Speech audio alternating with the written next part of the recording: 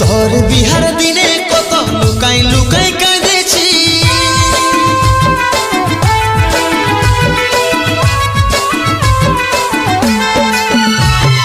হাজার কষ্ট পাইছি সব ব্যথা সহেছি।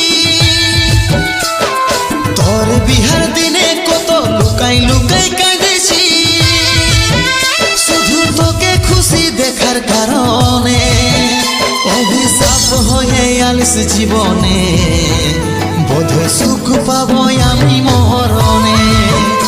অভিশাপ হয়ে আলিস জীবনে, বোধহয় সুখ পাবো আমি